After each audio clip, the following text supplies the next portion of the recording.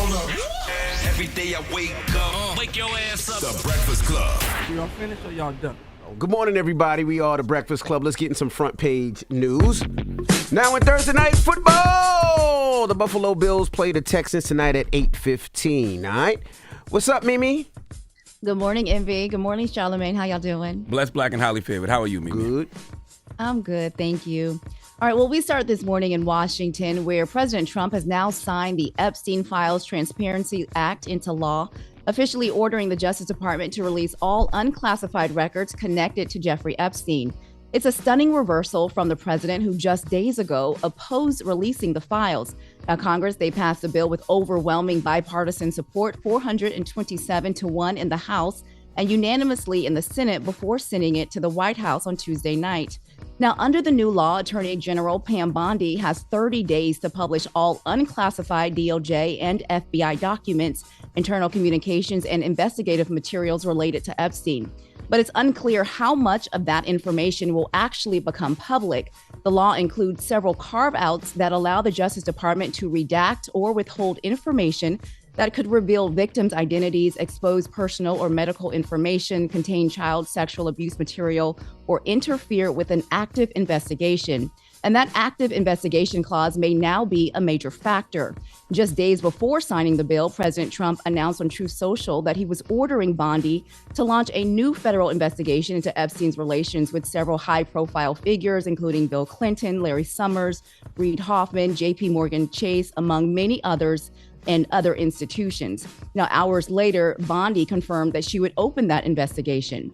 This morning, Republican Congressman Tom Massey sounding the alarm, saying he fears the president could use this new investigation delay to avoid releasing the files altogether. Let's listen to what he had to say. I'm afraid they're going to try to use a provision of the law that allows you not to release these materials if they're the subject of an ongoing investigation. These files implicate billionaires and friends of his and political donors that he's trying to protect. And Epstein also had close ties to our own intelligence agencies and Israel's intelligence agencies. That's why there's so much effort in trying to stop this. Yes, and at a press conference yesterday, Bondi was asked directly whether this investigation would block or slow down the release of those files. Let's listen to that exchange. Does the new investigation by the Southern District of New York U.S. Attorney prevent the department from releasing all of the remaining files? So we have released over 33,000 Epstein documents to the Hill, and we'll continue to follow the law and to have maximum transparency. Also, we will always encourage all victims to come forward. Do you mean that you will provide all the files by 30 days?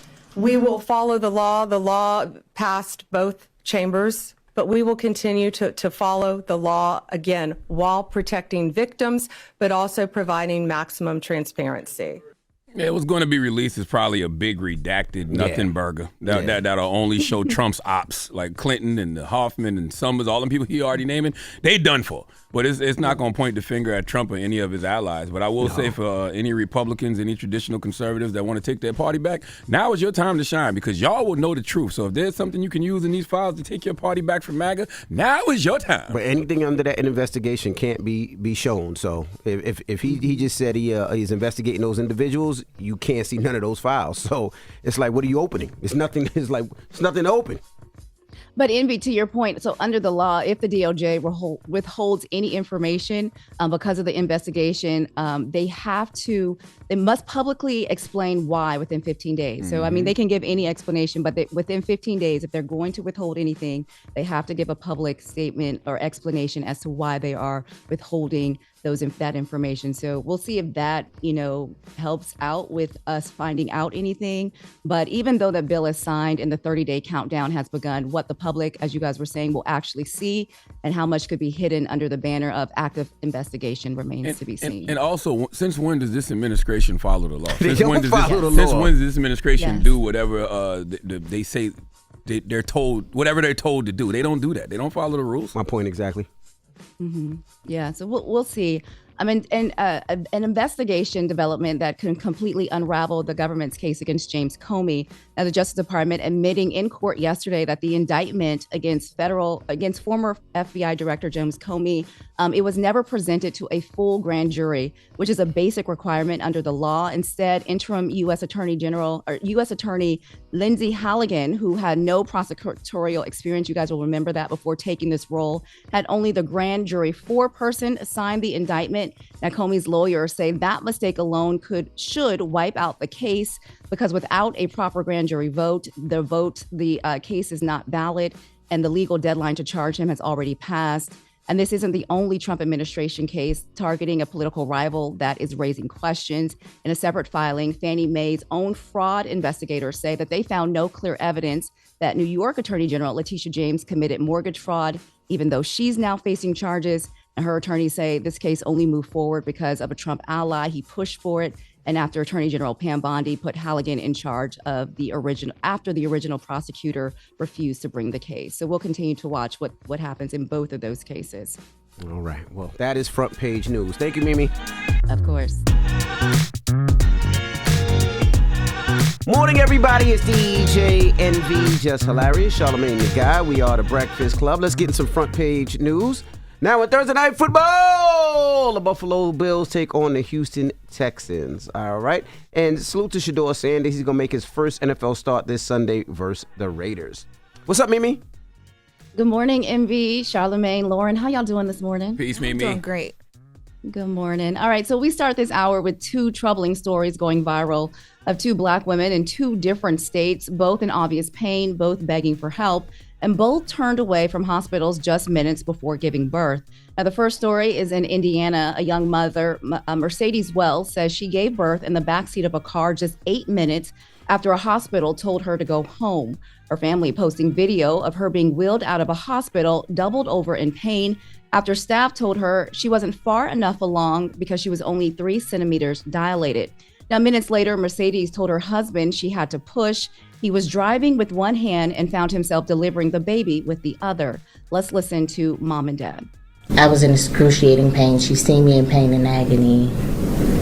And I guess she still perceived me to not be in labor. It's totally God's grace. I was scared. I didn't know what to do. I don't have any medical license or anything to deliver a baby. Well, 911 guided them to a second hospital where several doctors and nurses were waiting outside to help.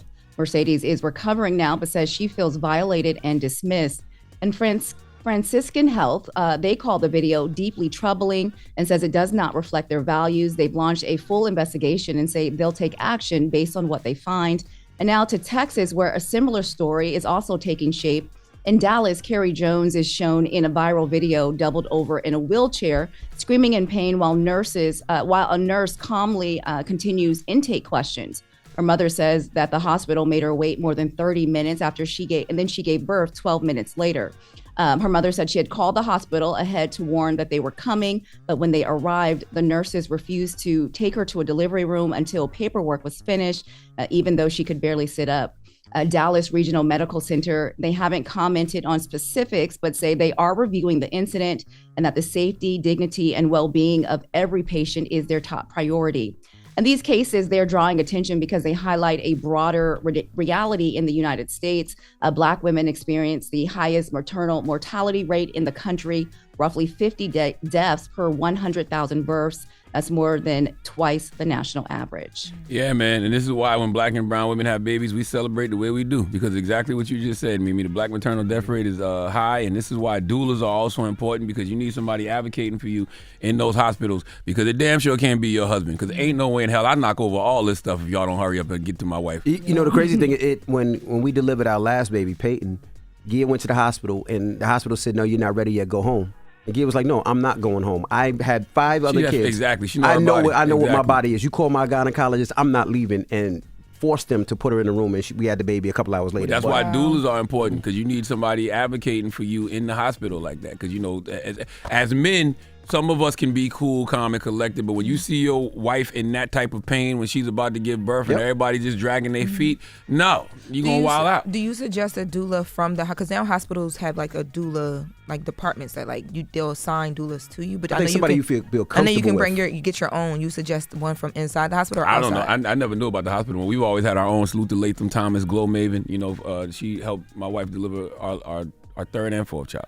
Yeah, no, I would say somebody that you're comfortable with. Like my wife's gynecologist been with us for 4 deliveries. So she knows Gia, she knows me, she knows the kids, and she knows when Gia says she's ready to pop. Is she a doula? I don't know. I don't know. No, she's not a doula. She's a gynecologist, but you know, she delivered. But she'll advocate for right, you. right. That's She knows. scary. Yeah. Ooh, I saw that video. I sent it to Mimi. I'm like, can we talk about this? Because this is scary. I saw it. I don't understand how that happens. Like, I don't understand how another woman can sit Cannot there feel and the just type pain. all slow while she's watching this woman go through all of this pain. Like, shouldn't it be a sense of urgency from even another woman? when I saw the video on my timeline, It's probably robotic. It's probably, okay, here's another pregnant They woman. so Let me used fill to out the it. paperwork. And used to it. That's what but that probably still, is. I saw agree. the woman's face and I felt so bad. I sent it to Mimi. Like, is there something we can do? Like, I just felt bad for her. Like in that moment, and I'm watching it on my timeline.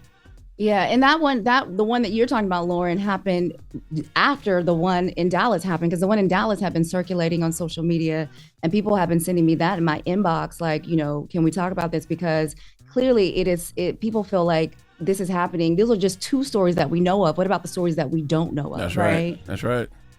So, new information this morning as we move on. New information on the Chicago mother at the center of that viral attack that has stunned people across the country. Krishanda Hatter, the mom seen on video being beaten while trying to shield her children. She is now warning of the public of fake GoFundMe pages using her name. She says several unauthorized fundraisers started circulating within hours of that video going viral. Some have reportedly collected more than $200,000 without her permission. In a Facebook post, she is pleading with supporters to be careful, writing, please go get your funds back. All those GoFundMes are fake and please report them. She says she has one legitimate fundraiser, and she is urging people to double check before they donate. I looked this morning and her legitimate fundraiser has about $7,000 so far. Now, Hatter says the violence seen on camera that we all saw, it wasn't all of a sudden. It was months after harassment, bullying, vandalism, and even attempts at setting fires near her home by neighborhood youth. She says she's been asking for help for a while. Now, after Monday's attack, the community stepped in quickly. I know you guys spoke about this yesterday, where local leaders, they helped, they secured a new place for her to live. Clothing, holiday donations are coming in. The housing authority is also assisting with a new place to live. Her relatives say that she is expected to move into a new place today. But along with that support, 2 very different reactions from parents connected to the kids in those videos are circulating. In one clip, a parent of a student believed to be involved is heard saying to her child, the whole city of Chicago is looking for you. And a different parent posting a long series of comments defending her daughter, downplaying the attack, calling her child a good kid, and saying she was peer pressured. Her tone frustrated many online, who says it shows a lack of accountability. Let's listen to some of the community reactions. What action needs to be taken is the parents need to be held accountable. Charges should be pressed. Charges should be pressed, and these kids should be expelled from school. We need more help out here. Trump sending troops and stuff out here for that. Come send troops out here for these kids. We need these kids. Open up more programs for our kids. Now, she's right. They do need to have more programs for the kids, but don't say things like Trump send the troops for our kids, okay? Because Trump will be like, say less. Yeah. All right? I saw a lot of people meet me saying that it starts in the home, and that would be a good discussion for the radio, because I think when people say things like that, you know, they discount the environment these kids live in. Like, peer pressure is a real thing, and like sometimes the streets have more influence and impact than what's going on at the house. 100%. Of course.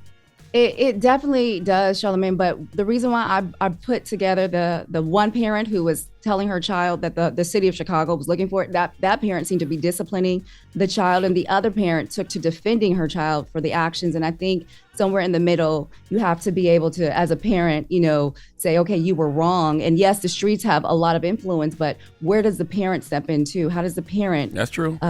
You know what I mean? But also, like you said, if the streets raise your child, the streets are going to have more influence on your child than everything else. But if you raise your child and you're actively in your child's life, and you watch when your kids are quote unquote in those streets, you'll have way more influence than any street will ever have. But I know people that have active. My little brother, my mom is very active, and my little brother had his time, and it was nothing we could do. He just had to go through it, and we tried everything. Yeah, I was a kid like that. I had no business doing none of the stuff My mom was that I was popping doing. up on blocks. She was at the school. And my She dad was had anywhere. She was doing everything she could. My And dad his had his arm around me so tight that if I even went left a little bit, he was right on my ass. My dad too, but that still ain't keep me from being a goddamn fool. Yeah. Yeah, all of that are valid reactions. Chicago police say no arrests have been made. Detectives, they are reviewing multiple videos, interviewing witnesses, and the Chicago Public School, the district, they released a statement. It reads in part, they are committed to building a physically and emotionally safe teaching and learning environment in every school. It went on to say that they are horrified by the attack on this family, and they are working with the city departments and agencies to provide support for the victims. How has there not been no arrest? There's a whole video in There's broad a bunch daylight. of videos, and they know where the kids went to school. That's crazy. Yeah, no arrests yet. But how do you handle it? So a lot of these kids are. I know one of them were in 8th grade. So that's 13, 14 years old. I don't know. What that looks like, what they're going to do. But that one parent said that the kids should be expelled because it happened on school grounds. And so that is one action that the district can definitely take, So Yeah, my homegirl, Stacey Shell, she's the CEO of Regeneration Schools, and she said yesterday that Child Protective Services should get involved. They need to identify every child involved from the video. All the families should be in Child Protective Services where someone from the county comes to see what's going on in the household, hold the parents accountable, make sure that the kids are going to school. The school should issue suspensions because it was a dismissal. That's still their jurisdiction. Yeah. And then she said Child Protective Services should then be monitoring the children's behaviors at schools, getting reports from the schools and families, and them just knowing if anything else happens with your kid is going to go to the next level because people don't like when the government gets involved.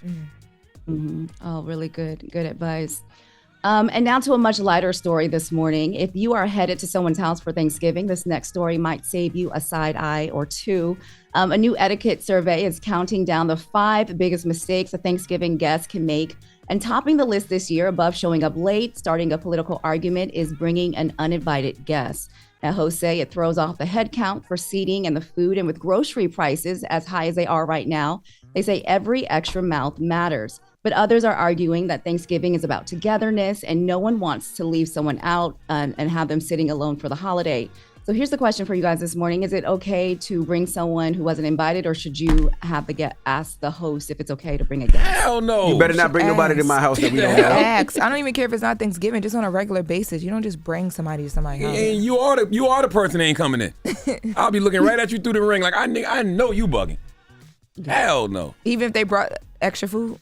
No, I don't play that. I will not open the gate. You will be outside the gates. Yeah, no, you don't do that. Nah. Yeah, well, that is the number one faux pas, Thanksgiving faux pas. A few others is showing up empty-handed. They say bring a store pie or a store-bought cake, anything. Critiquing someone else's food. Starting heavy political debates. We talked about that. Experts say that is the number one conversation killer. Showing up early. They say showing up early is just as bad as showing up late. That can be stressful. And taking leftovers that you did not earn. I don't know what that means, but leftovers you did not earn. What does that mean? I don't know. I want to know more. What? Taking leftovers you didn't earn. What? That's what people that come, didn't put no money in, didn't bring no food, and want to leave with mad plates. That happens all the time. Yeah, but if you're an invited guest, then you earned it. No, you didn't. You got invited. Then you get a plate for yourself. But I know people that bring plate for Monday, plate for Tuesday. Plate for you get one plate, keep it moving. Give me some more How chicken. y'all feel about people who bring stuff and take what's left for what they brought at the end? Nah, you can't do that either. Can't do that either. They don't even bring plates anymore. They bring Tupperware. That's crazy. And to go like little doggy plates. No. Yep. So, all right, y'all. Well, that is your front page news. I'm Mimi Brown. Follow me at Mimi Brown TV for more stories. Follow the Black Information Network. Download the free iHeartRadio app and visit BINnews.com. Thank you, Mimi. Thank you, Mimi. Hold up. Every day I wake up. Wake your ass up. The Breakfast Club. Y'all finished or y'all done?